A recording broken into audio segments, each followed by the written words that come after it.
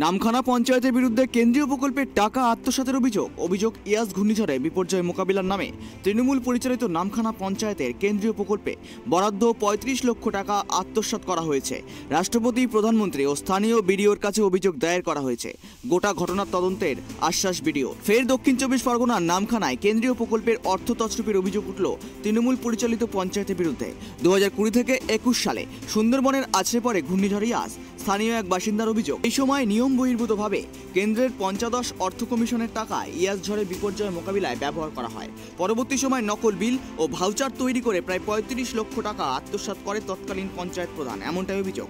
সম্প্রতি নামখানার শিবরামপুর গ্রামের বাসিন্দা স্নেহাশিস গিরি কেন্দ্রের ওয়েবসাইট থেকে পাওয়া তথ্যে বেনিয়ম দেখে স্থানীয় বিডিওকে তদন্তের জন্য আবেদন জানিয়েছেন।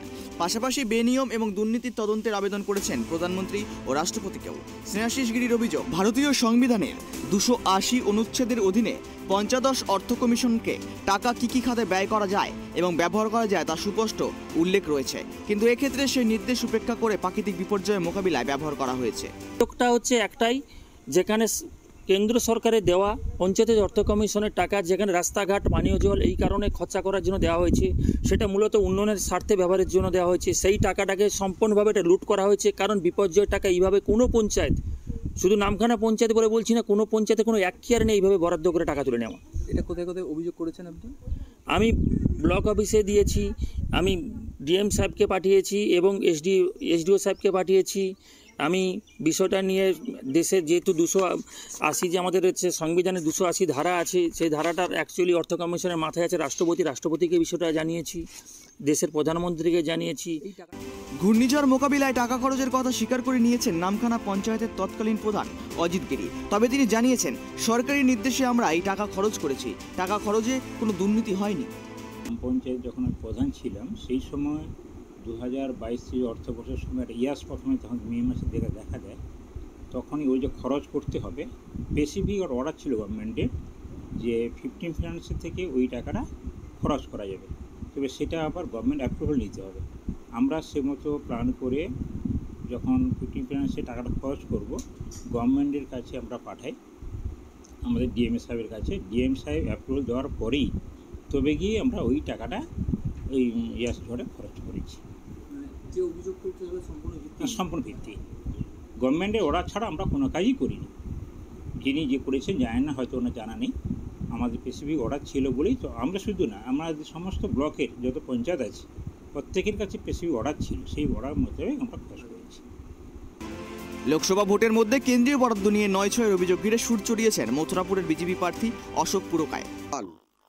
আরও একটা দুর্নীতি, যেটা এই বাপি হালদার তার স্ত্রী যে ধরনের দুর্নীতির সঙ্গে জড়িত, এক প্রকল্পের টাকা নিয়ে অন্য খাতে ব্যবহার করা এবং প্রায় ৩৫ লক্ষ টাকা তজরুপ হয়েছে। সেখানে যে ২০২২-২৩ পঞ্চদশ যে অর্থ কমিশন কেন্দ্রীয় সরকার থেকে যে টাকা বরাদ্দ হয়েছে, সেই টাকাটা মূলত নর্দমা, পানীয় জল এই সমস্ত বিষয়ে আপনারা এর আগে দেখিয়েছেন চ্যানেলে যে সেখানে নামখানার ওইদিকে জলকষ্টে মানুষ ভুগছে।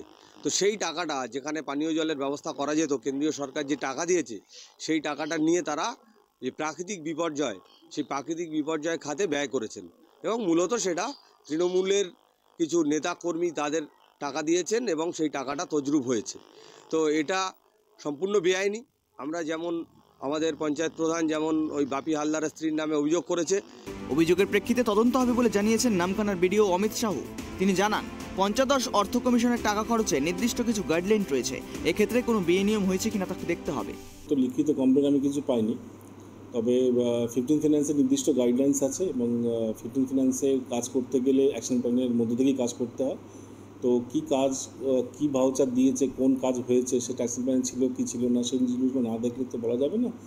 তো বিষয়টা যদি আসে নিশ্চয়ই তদন্ত করে দেখা যাবে।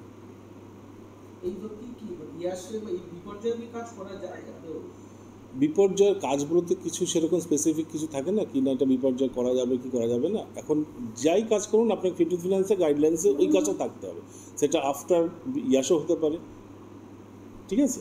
তো এমন নয় যে আমার যদি গাইডলাইন্সের বাইরে আমি কাজ করবো না, যা আমার 15 ফিনান্সের গাইডলাইন্স, সেটা ইয়াসে পরবর্তীকালে যদি সব পঞ্চায়েত রেগুলেশন করে থাকে, যদি ফান্ড শর্টেজ থাকে, অ্যাকশন প্ল্যান থাকে, তাহলে করতে পারে, অসুবিধা কিছু।